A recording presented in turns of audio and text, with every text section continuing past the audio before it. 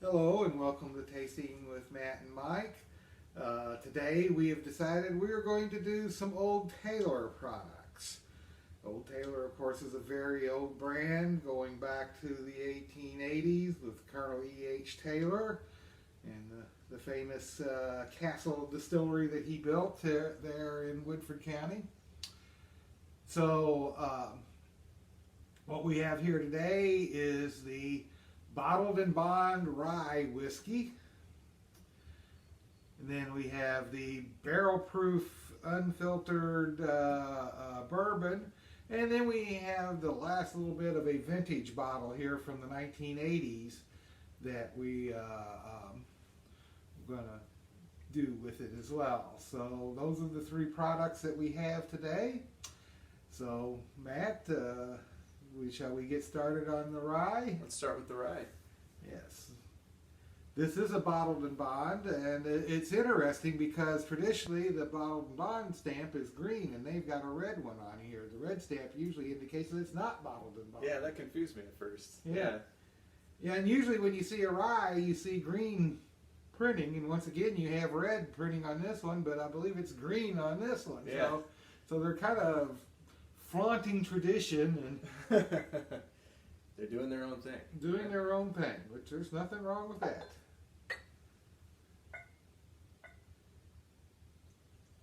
Now, what year are these bottles from?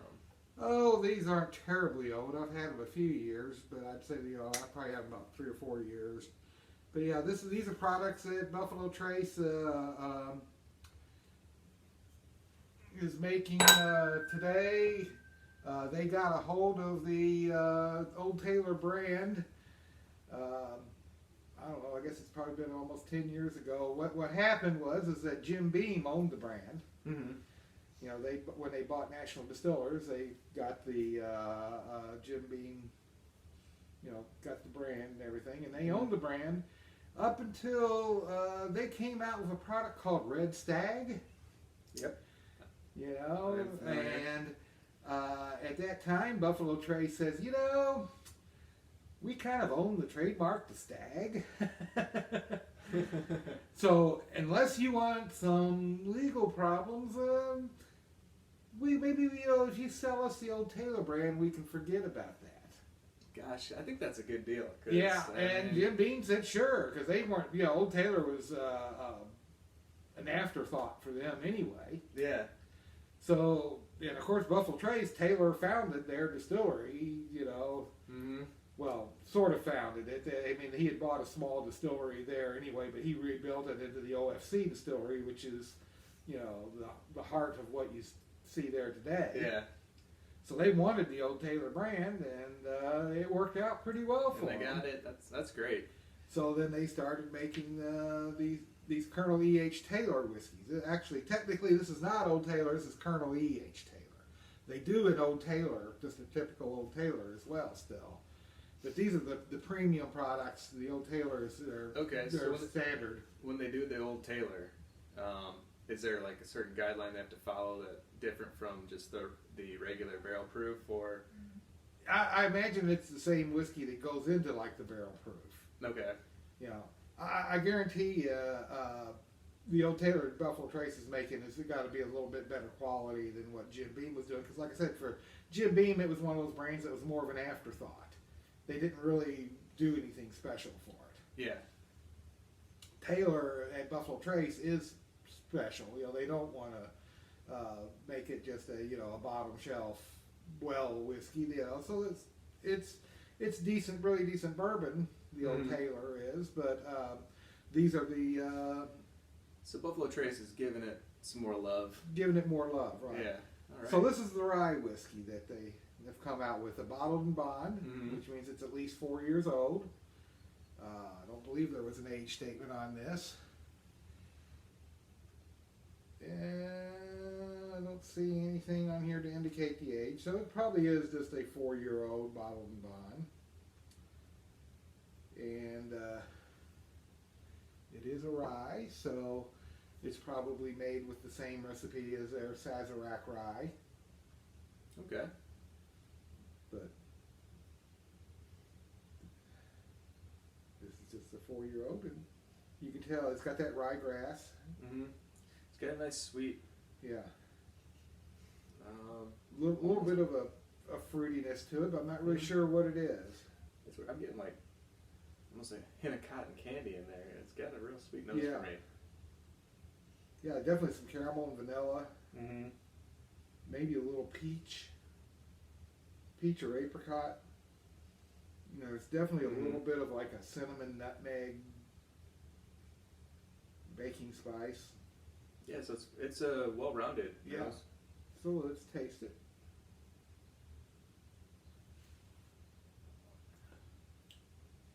Oh, that cotton candy sweetness really does kind of come through there. Yeah.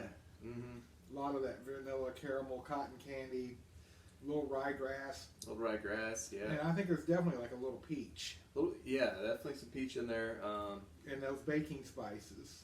Yeah, baking spice is really popping through on the finish for me. Mm-hmm.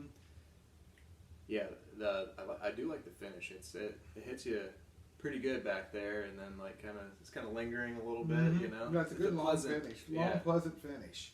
Mm-hmm. There's lots of oak, but it's not bitter tannic oak. Right. Yeah. It's not making you go cringe a little bit, you know. It's pleasant. Yes. Well, let's see what a cranberry does to it. Dried cranberry. Hold one.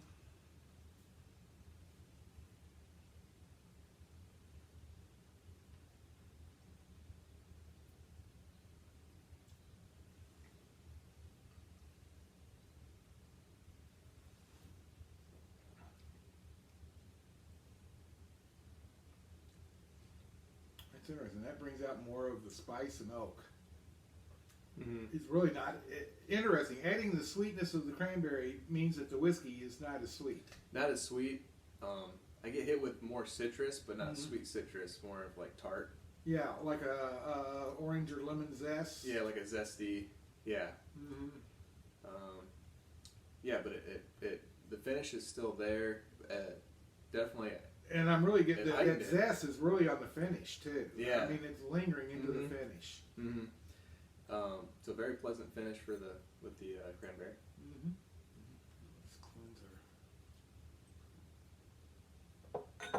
Let's see what a pecan does.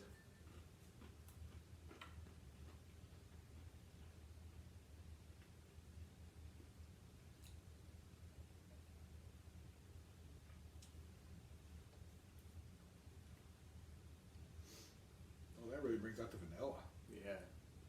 I mean, Creamy vanilla. Yeah, it's like a French vanilla ice cream almost. Yeah, it makes it nice and thick, Yeah. like on the back of the palate. Kind of toned down the finish a little bit. More mellow, but it's more vanilla on the finish. Spice. Yeah. Yeah, you're getting more vanilla than spice. Mm-hmm. And what little spice I am getting, it's more of a white pepper than a baking spice. Yeah. Yeah. So it kind of mellowed it out, which was nice. Cause really get to experience like that oak and yeah. It's a very pleasant whiskey. So the next one we have here is the barrel proof bourbon. This is at a 127.5 proof. 127. Mm-hmm. It's a hefty. Yeah. Well, it's you a hefty know, proof. it went into the barrel probably at 125. Mm-hmm. You know, and it's not bonded, of course. There's no age statement, so it's probably right at 4 years old as well. Maybe 5. It's funny, I was doing that blind tasting with my friend Blake the other day, and he initially preferred the 80 proof over, like the higher proofs. Mm-hmm. And he said because he doesn't want it to burn him, but once you start, experiencing more whiskey, you start to enjoy that, and you can pull flavors out of it. Right. Yeah. The higher proof's going to have more flavors. Yeah, and if you're like a novice like Blake, Yeah. it just means like, wow, this is Yeah. this burns the throat, something you have to get used to eventually, and then you start to really enjoy it, Right. Yeah, and 127 is a bit high. Generally, after we finish all this, I'm going to add a little water to it and see how it goes. But Mhm. let's taste it at it barrel proof here with the to start with. But you know, it actually the high proof in this case, it's not a very complex nose for me. It's There's not. there's a little oak, there's a little vanilla, a little. I'm getting getting the vanilla. Oh, just a hint of like pepper spice, but that's about it. I mean, it's really. Almost you'd expect more of a spiciness with the higher proof, like. Yeah, you would think. But it's not really not getting much on it. I like it. Yeah. It's not terribly Well, common. let's take a taste and see if the.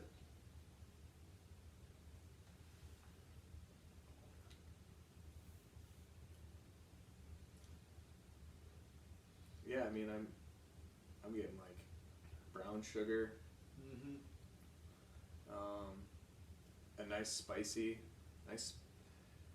I don't know, bacon Much spices. much more complex than the nose would indicate.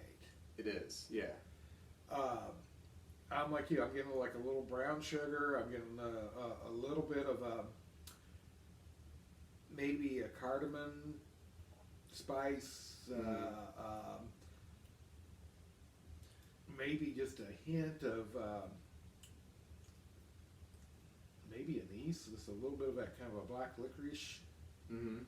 It kind of sits on your tongue. Yeah.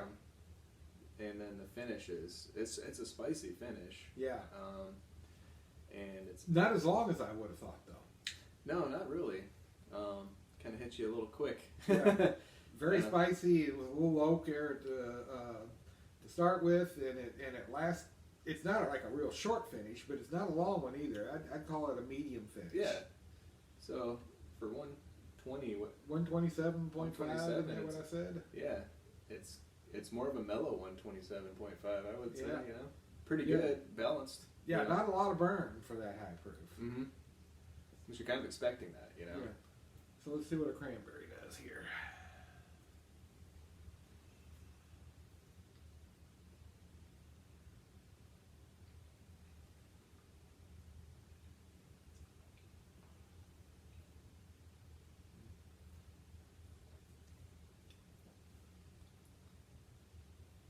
That really brings out that oak. Pour just this hair more. Here more.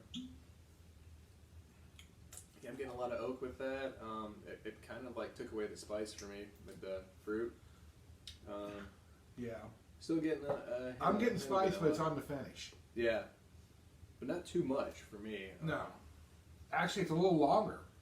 The finish is. To me, it was a little peppery, more peppery, Mm.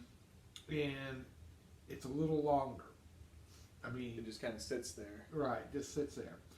The flavor was actually I liked it better without the cranberry. I think so. To me, the cranberry made it kind of one-dimensional. Yes. Mm-hmm. So yeah, so far, neat's the way to go. Right. So let's try. Let's try this with a pecan.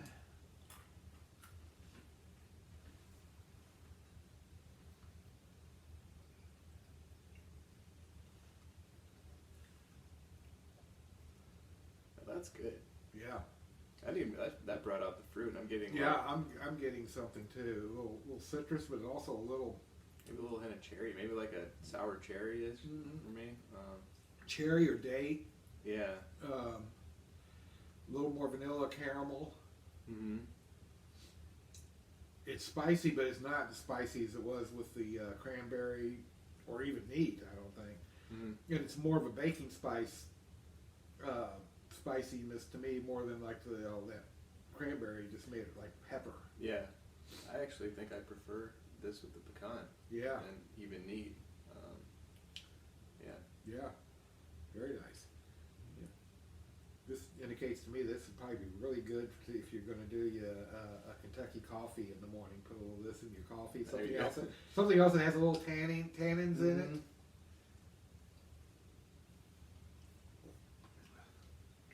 So let's cleanse our palate here. The final thing we have here is this Old Taylor from. It's a 6-year-old,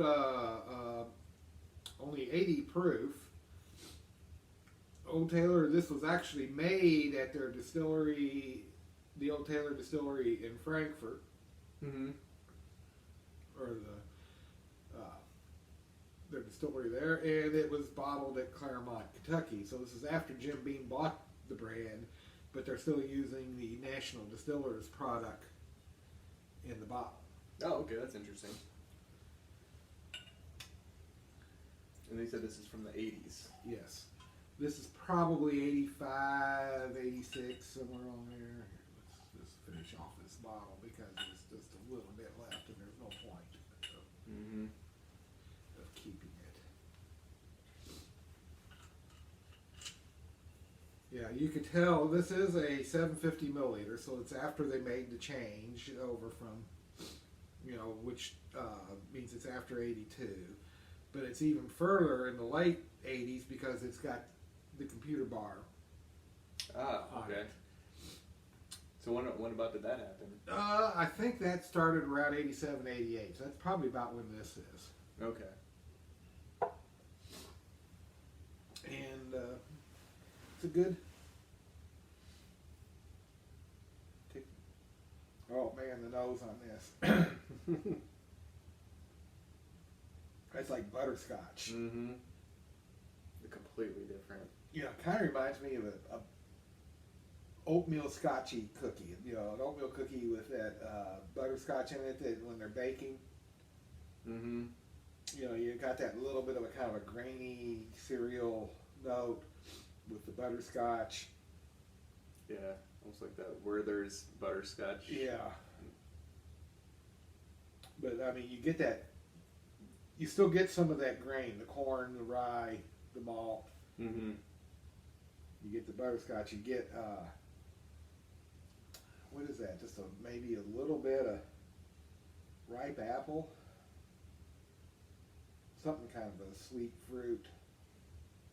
Yeah, nice sweet. It smells wonderful. Yeah. So let's give it a taste.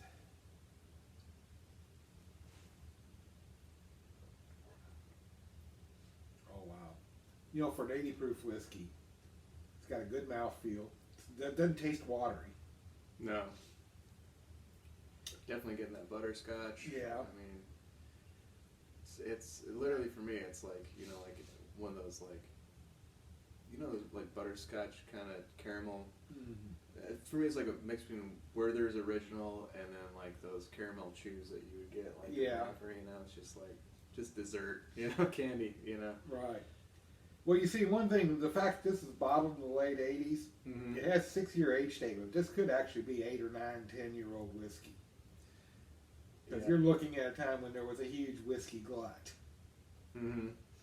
The youngest whiskey in it's 6 years old. There might be even, they might even put some 15-year-old whiskey in the mix when they were doing this, because they had it. Because they had it, right. It wasn't on demand, it was whiskey. Right. I mean, bourbon sales were declining at that time. Yeah, they start picking up around like mid-90s, late 90s? Is that when they level off in the early mid-90s, and they actually start increasing around the beginning of the 21st century. So you get some of those bottles from the 80s, like you said, like it says 6 years, but it could be 10 years, 12 years. Yeah, all I'd say is that the youngest whiskey is 6 years old. There may be a lot of older whiskey. I know even in the 90s when I was working for United Distillers, the George Dickel number 12 was 10-year-old whiskey because they had so much of it. Wow. The old Fitzgerald that they were bottling, even the unaged statement, 86 proof old Fitzgerald Prime, they were putting 6, 7-year-old whiskey in it. So if you're a big fan of older whiskey, then maybe like you pick up something like this that maybe says 6 years, and you're gonna get because of the decline, you're gonna get something in the teens. Like you're gonna find a lot gems. But unfortunately, everybody knows that now. So this old bottle of Old Taylor there, the 80 proof from the 80s. I'm willing to bet that if you found that on the secondary market, you'd be paying $150, $200 at the least. There you go. Yeah. Maybe more. Yeah. You know, and I can remember when back in the 90s, you could walk into liquor stores and find these old bottles on store shelves for the price that, you know, it was going for at that time. Mm-hmm.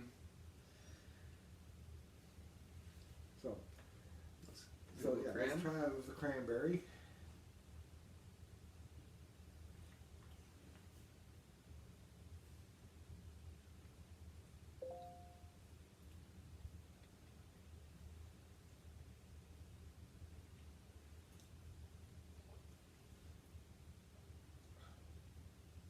Oh, that's good. That really brings out that fruit, that apple. Mm-hmm.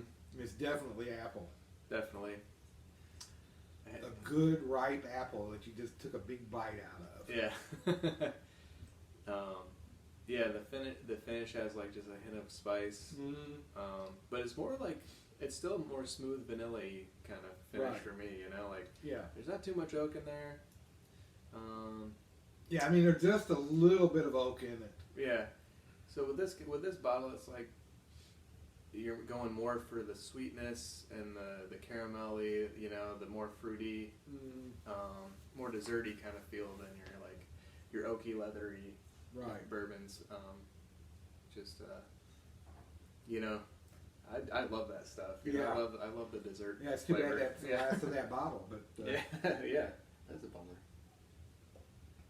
well, at least we get to drink the last of it. That's right. So let's try that with a pecan.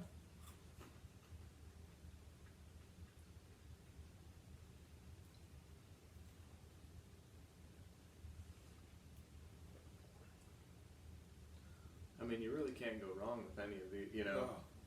No. I mean, that really, to me, brought out the vanilla. It went more from a caramel butterscotch to like a French vanilla. That's what I was thinking. That like French vanilla bean. Mm-hmm. Yeah. Just delicious. With a little bit, and the apple went from a ripe apple to a slightly tart apple. Mm-hmm.